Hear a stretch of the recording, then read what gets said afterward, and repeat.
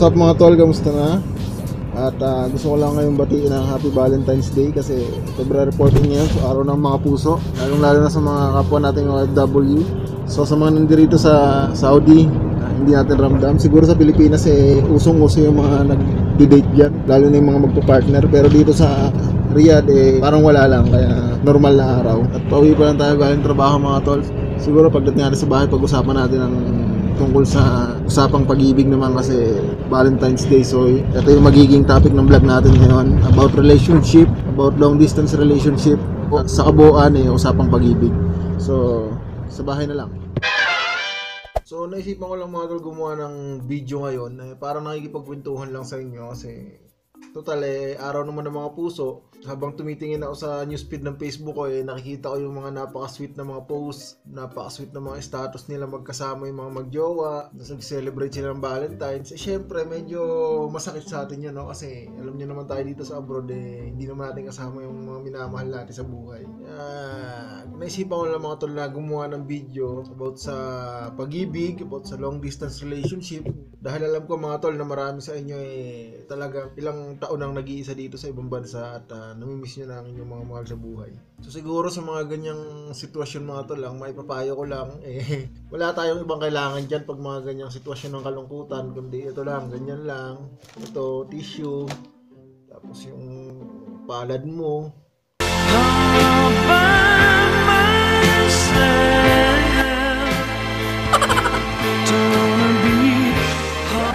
Pag nalulungkot kayo mga tol at nararamdaman yung tumutuloy yung luha nyo, umunas nyo ng ganyan, tapos kusot-kusotin nyo yung mata nyo, haplos-haplosin yung mga ulo-ulo nyo para medyo ma-relax kayo. Kasi kailangan nyo sa pagpatak ng mga luha pag nalulungkot kayo dito sa ibang bansa. So mapunta tayo sa mapunta tayo sa usapang relasyon dahil nandito tayo sa ibang bansa, usapang long distance relationship mga tol.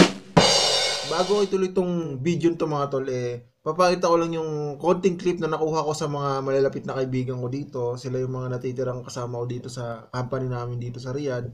Tinanong ko lang sila kung paano nila napapanatili yung long distance relationship. So let's go. Tol, isang tanong lang.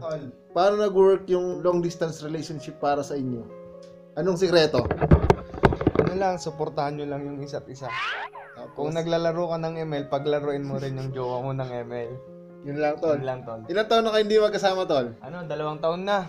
Ayan, tol, yung katunayan, kausap niyo yung pinakamamahal niya ngayon. Yun lang, tol, wala nang ibang sikreto? Tsaka, tol, ayun kagaya nung sabi ni Divine, yung kanyang pinakamamahal, communication daw, mga tol. Ikaw, tol, tol, same question lang. Anong sikreto ng long distance relationship? Paano mo nami-maintain? Una-una, siyempre yung time. Hindi pa importante yung oras sa isa't isa na hindi nawawala. Kasi pag once na nawala yung time sa yung relationship sa long distance, mag-iisip yung mga partner mo. Bakit wala na siya sa oras na to? Kaya effort lang sa time, tsaka So yun lang? yun lang. So yun lang? So ibig sabihin, time! Yun lang. Tol, may tanong lang ako. Long distance relationship, tol, paano mo napapanatili? 7 years, di ba? 7 years next year. Anong sikreto? Siyempre, loyalty lang. Kailangan mo yung loyal ka para ma-feel nyo ang isa't isa. Siyempre, hindi lang ikaw, siya din. Batiin mo na yung mahal mo, tol. Sa mahal ko, na si Charlene. Happy Valentine's. Mahal na mahal kita. Tol, Aris. Ay, hindi naman long distance relationship to Hello, Migit. Yun. Kita tayo mamaya. Ito, kasama niya kasi yung pinakamamahal niya, tol. Nung una, hindi pa niya kasama, pero ngayon magkasama na sila dito sa Saudi. Ayun. Tol, long distance relationship, anong sikreto? Paano mo napapanatili? Napapanatiling matatag. Siyempre, unang-una dyan, trust. Saka Saka faithfulness. Faithfulness? Oo. Kung meron kang, alam mo kung sino lang yung mahal mo, siyempre, doon ko lang titingin kahit na malayo, diba? Sa totoo lang, sa pagsasama na sa 8 taon na, yan, katibayan. Sa 8 taon, 6 na taon kami long distance relationship. So 2 taon lang kami nagkasama. Hindi pa naman natutok sa tol. Hindi naman to. Paano ko naman aminin yun? Nasa lalaki naman to. Bale, wala tayong ka-long distance ngayon.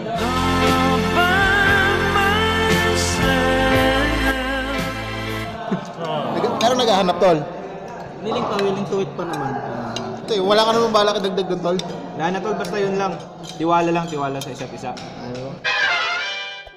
Yun nga mga tol, no, narinig niyo yung mga sabi ng mga kasama ko. Meron sa kanila, napakatagal na ng relasyon pero long distance relationship sila. Pero bakit nag-work, di ba? Nasa tao nga lang yan nakadepende. So based on my experience, saka sa mga narinig ko rin sa kanila, pag-usapan na lang natin kung ano ba talaga yung dapat gawin para mag-work yung long distance relationship. Kasi marami ring mga mga relasyon na magkalayo na hindi nag-work o nauuwi sa hiwalaya, nauuwi sa pagiging broken family. Marami yan mga tol, kung nanonood kayo ng mga balita o nanonood kayo ng mga video sa YouTube, makita nyo sa mga posts, talagang merong worse at merong din namang nagiging successful. Pero nakakalungkot makita mga tol na na meron talagang nasisirang pamilya o nasisirang relasyon dahil magkalayo. Ganun talaga, sinusubok tayo ng kapalaran. Siguro mga tol, para sa akin doon sa mga narinig ko sa kanila at sa naranasan ko na rin lang, napaka-importante talaga nung may time kayo sa isa't isa. Pero gaya nga sinabi ko sa inyo dati mga tol, may limit din lang. Huwag niyong sanayin na lahat ng oras nandun na yung time niyo sa isa't isa. Time management kumbaga. Katulad natin, nandito tayo sa trabaho, huwag niyong ilaan lahat ng oras niyo pag uwi niyo, kausap niyo yung mahal niyo sa buhay. Kasi mahirap masanay ng ganun. Paano kung pareho kayo maging busy, di ba? Mawawala yung time niyo sa isa't isa o mababawasan. Parang ang mangyayari, mag-a-adjust kayo, mahirapan kayo mag-adjust, o kung mangyari man na mawalan kayo ng time sa isa't isa o magkulang, parang mag-isip kayo ng hindi maganda. Yun, importante time. So pangalawa siguro mga tol, communication. Kagaya nga sabi ng girlfriend ni Tol Joseph kanina doon sa video yung pinakita ko. Napaka-importante ng communication mga tol. Ngayon namang mga panahon ngayon, napaka-accessible na masyado. May internet na, may video call, may chat. Hindi katulad dati mga tol nung naunang mga panahon na yung mga OFW dati walang internet, walang video call. Through sulat-sulat lang. Isipin niya yung mga tol, no? Bago makarating yung mensahe nila sa buhay, naabot ng ilang araw, ilang buwan. Kaya swerte na tayo mga tol. Sila, napakamalas nila dati. Kaya siguro marami ring nasirang pamilya dati. Kagaya nga nung kanta ni Cap Reddy na napakasakit Kuya Eddie. 2 kong anak, pagbalik ko 3 na. Kasi wala kasing proper communication dati. Tapos, importante rin siguro mga tol yung na faithful kayo sa isa't isa. Hindi lang ikaw, pati yung partner mo, 2 kayo. Dapat tapat kayo palagi mga tol. Sabihin nyo sa kanila yung mga nangyayari sa inyo. At saka kung may makilala mong kayo mga tol, na magpunta yung attention nyo dun. Hanggat maaari, iwasan nyo. Maraming nangyayaring ganyan na ikaw malayo ka sa mahal mo sa buhay, malayo ka sa partner mo. May mga kasalamuha ka na kunwari ako lalaki, may mga kasalamuha akong babae. Lagi mo siyang nakakausap, parang yung attention mo mababaling sa kanya na hindi mo mamamalayan, mahuhulog na pala yung loob mo. Iwasan niyo yung mga tol yung ganun kung hanggat maaari kasi diyan nag-uumpisa yung tukso. Hindi maganda sa relasyon yan. Importante rin lagi mga tol na iparamdam nyo sa kanila na may care pa rin kayo para sa kanila. Mag-send kayo lagi ng sweet message, I love you, kumain ka na ba, kamusta dyan. Kamusta niyo yung isa't isa mga tol? Parang normal na pag-uusap ng mag-partner pagka sa personal. At least napaparamdam natin sa mga partner natin na kahit malayo tayo, nararamdaman nila na sweet pa rin tayo sa kanila.